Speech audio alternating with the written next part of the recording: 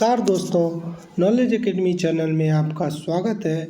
I hope आप लोगों को पिछला वीडियो काफ़ी अच्छा लगा होगा। ये मुंगेर विश्वविद्यालय और तिलका मांझी विश्वविद्यालय के आरवी हिंदी बीए पार्ट 1 सब्सिडरी के 5वें कविता का मैं आप लोगों का कुछ महत्वपूर्ण पॉइंट बता देना चाहता हूँ।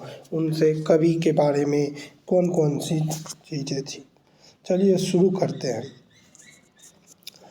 अकाल और उसके बाद ये नाम है, ये जो है नागार्जुन जी के द्वारा लिखा गया। इनका जन्म जो है 1911 ईस्वी में दरभंगा बिहार के तरौनी ग्राम में हुआ था। इनका पूरा नाम वैद्यनाथ मिश्र था। ये जो है मैथिली में नागार्जुन जी यात्री के नाम से प्रसिद्ध थे, यात्री के नाम से जाने जाते थे। यह मन परीक्षाओं में पूछा जाता है और पूछ सकता है नागार्जुन जी किससे प्रभावित थे। ये मार्क्सवाद से प्रभावित थे। नागार्जुन जी किस किस भाषा में अपनी रचनाएं लिखी। इन्होंने हिंदी और मैथिली के अलावा संस्कृत तथा पाली भाषाओं में भी अपनी रचनाओं को प्रकाशित किया और लिखा। और ये जो है नागार्जुन जी को चित्रपटिकाचार्य की उपाधि कहाँ से प्राप्त हुई। ये श्रीलंका जब गए थे यात्रा के दौरान, वहाँ से इनको चित्रपटिकाचार्य की उपाधि मिली श्रीलंका से। नेक्स्ट 5वां था पत्रहीन नग्नगाछ गद्य किस भाषा में लिखी गई और उन्हें इस गद्य में कौन सा पुरस्कार। ये जो गद्य है मैथिली भाषा में लिखी गई और इनको इस पे साहित्य अकादमी पुरस्कार मिला था। और इनकी पत्रिका जो है, पत्रिका का संपादन जो है, इन्होंने जो पत्रिकाओं का संपादन किया, एक दीपक किया था और विश्व बंधु को किया था। और छठा था इनमें प्रश्न, नागार्जुन जी की रचनाओं में किस प्रकार का लेखन मिलता है। मतलब इनकी जो जितनी भी रचनाएं होती है उसमें किस प्रकार की बातों का, इनमें शोषण तथा धार्मिक सामाजिक कुरीतियों पर मुखर और आक्रमण व्यंग प्रहार करते हैं।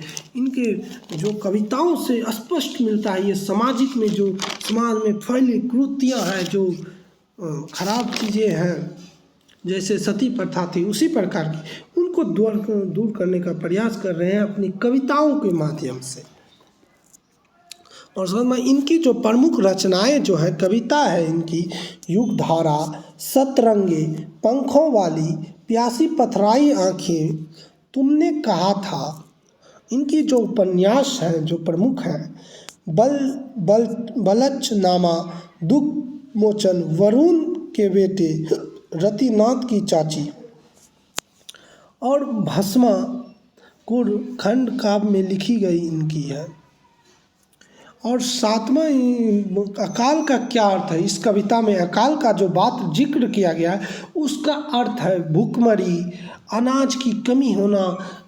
ऐसा दिया गया है, इस कविता में प्रदर्शित किया है। कई दिनों से, महीनों से लोग खाए पिए नहीं है, सही से अन्न का दाना नहीं, ऊपर से दीमक जो छिपकली है और कौवा का वर्णन किया गया है। इसमें दिया गया कानी कुतिया का वर्णन किया गया है।